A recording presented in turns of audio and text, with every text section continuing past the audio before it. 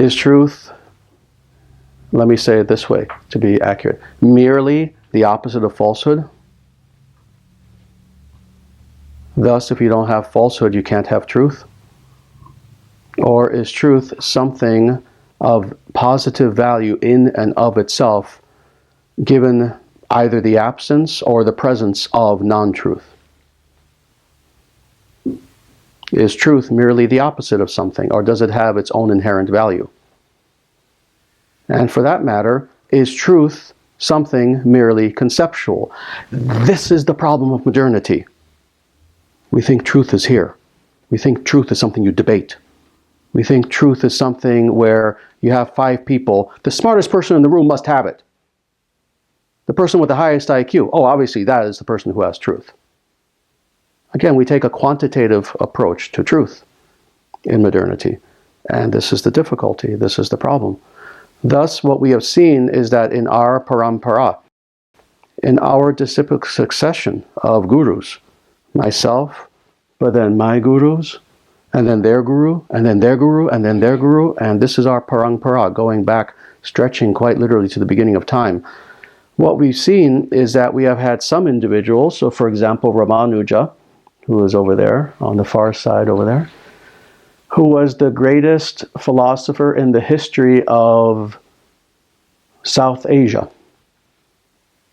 He literally wrote a commentary on the Brahma Sutras, where he wrote a commentary on the first verse, Atato Brahma Jignasa.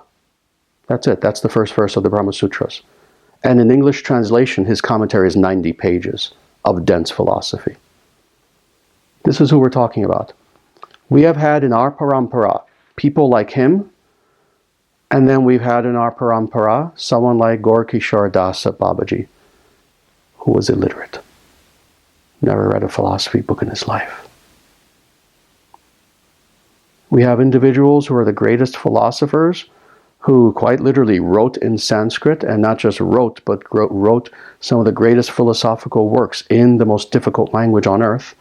And then we have individuals who never picked up a book in their life, and yet they're gurus. And what does this mean? They all had truth. Otherwise they wouldn't be in our parampara. They would not be gurus. They all had truth. But in what sense? See, what am I pointing to again and again and again? Truth is not something that is quantitatively oriented. It's not merely intellectually oriented. Many of us here are intellectuals. I've got a PhD. Dharmaraja, is a professor of physics. We have other people that are not here today. Professors. We have a lot of intelligent people, intellectual people. Truth is not intellectual. Truth is something that's alive. Truth is something that grasps you. Truth is not something that we grasp. You see, we are in illusion for as long as we think that truth is something that we grasp. Truth grasps us. When we know that, then we have the beginning of truth. That truth is alive. That truth is not the object in relation to whom we are the subject. See, the subject is of importance. The object, obviously, is secondary. It's a tool. It's something that is used by the subject. We think we are the subject, and truth is our object. I'll grab it and I'll use it. Why, unfortunately, sadly, do the majority of individuals claim that they want truth? Of one form or another. It doesn't even have to be just spiritual truth, but sadly spiritual truth too. Why do individuals claim, I want truth, and they'll work toward truth. They'll go to college. They'll go to college for a decade, etc. It's a tool. Something that they can use. It's an object. Oh, I'm going to make money with this. Oh, I'm going to be smarter than people and beat them over the head intellectually. Show them smarter. I'm going to be a professor. I'm going to get tenure, and on and on and on and on. See, truth is a thing. It's an object. It's like a hammer. How horrible. How horrible. That people will take something, the grandeur of which is inconceivable to us, and they'll just equate it to a hammer. Rather, and here's where humility comes in again, and we'll see this as one constant theme. Rather, if we wish to truly know truth, we understand that we are the object and truth is the subject. What does that mean? It means God is truth. It means that now understanding truth as one of the divine attributes, one of the attributes, one of the virtues of God. What this means is that truth in its highest form, again, not just factual truth, that's another direction we can go in, but we won't, just for brevity of time. Truth in its highest form is something which is not just an attribute of God, but being an attribute of God, remember we talked about this earlier, is non-distinct from God. Thus, when we say, I want to know the truth of this situation, whatever the situation is, for most of us, we mean, I want an intellectual understanding of the facts involved.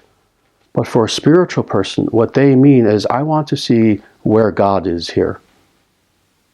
I want to see what is the absolute here. I don't care about people's subjective opinion. I don't care about anyone's opinion. Forget about the idea that truth is relative. That's for children. Quite literally. Philosophers don't deal with, truth is all relative. We all have our own truth. That's childlike.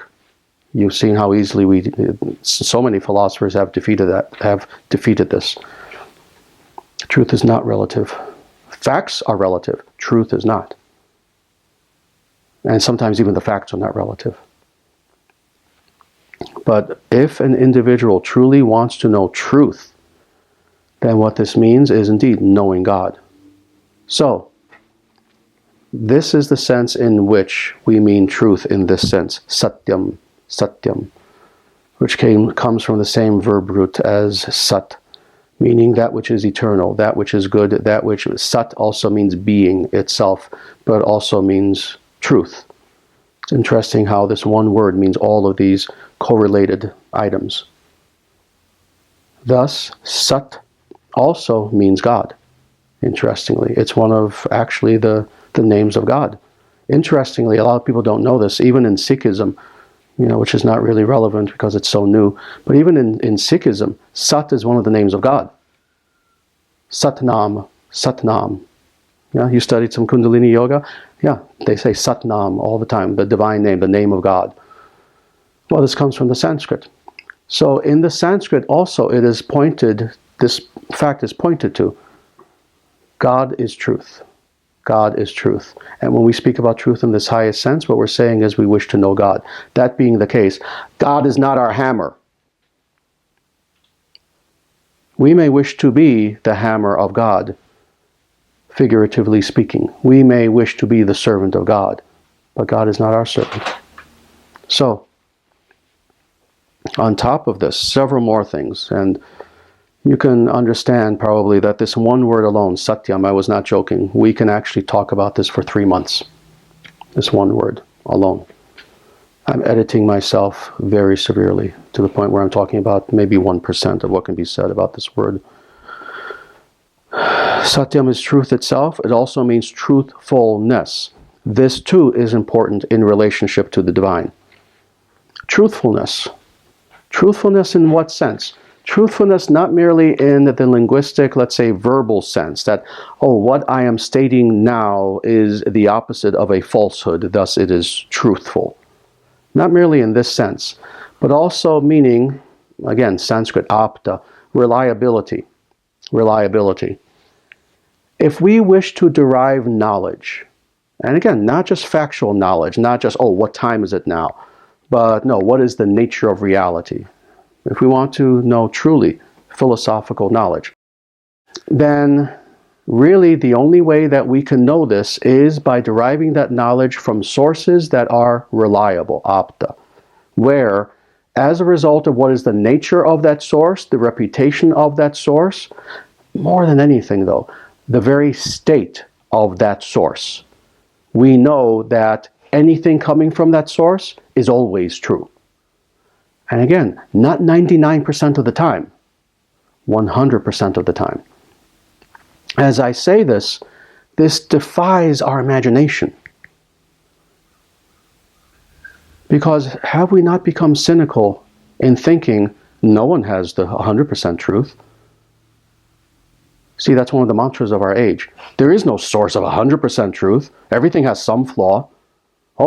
Even these scriptures, they were written by somebody at a certain time. There has to be some flaw. Well, first of all, we're talking about God. We're talking about that being who quite literally is the source of truth. And that being who has no flaw. Quite literally has no flaw. Thus, that being, God, is truthful. Not just truth, but contains truthfulness. So what does this mean epistemologically? It means that if we indeed wish to know that which is true, go to that source, which, by definition, is truthful always. Thus, what is the first source of knowledge for us? We know there are many sources of knowledge. We know Scripture is a very good source of knowledge.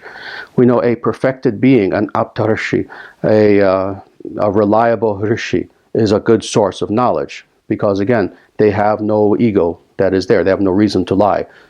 But what is the ultimate source of knowledge? It is Narayana. It is God, ultimately. Because God is the source of knowledge. Thus, if we want to gain knowledge from the very fountainhead of that knowledge, you know what a fountainhead is, right? I have been to India and I've drunk from the Ganga, where I was, very bad mistake, because I was in Bengal, the very tail end of, like thousands of miles of the Ganga.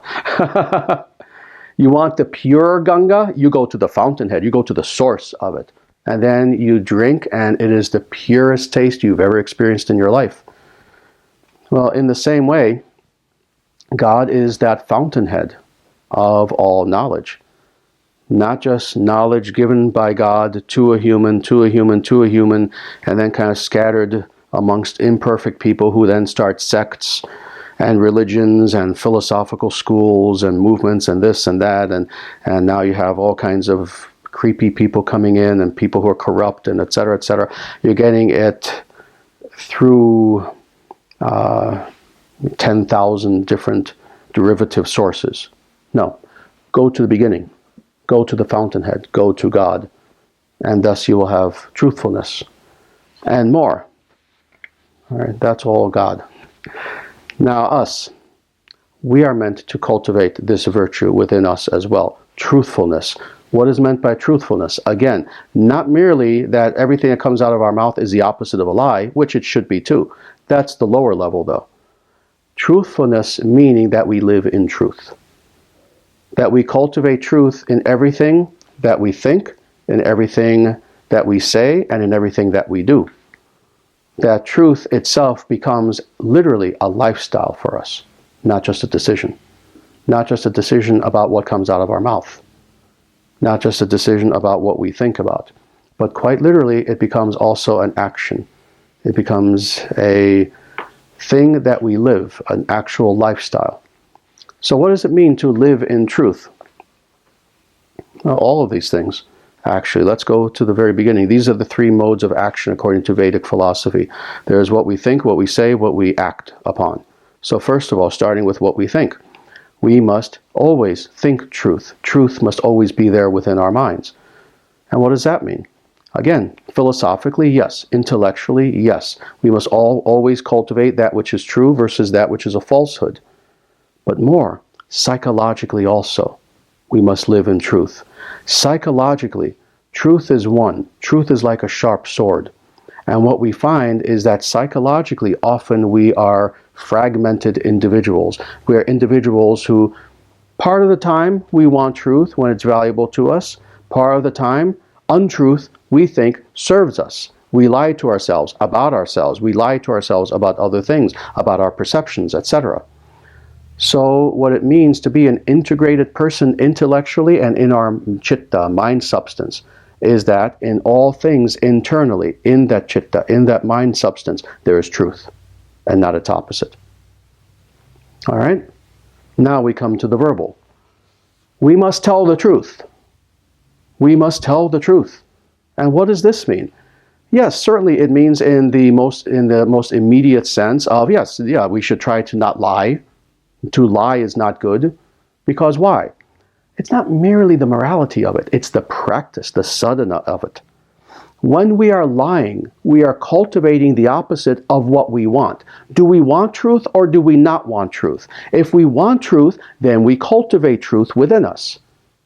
But if we cultivate its opposite by lying, then sadhana-wise, this harms us.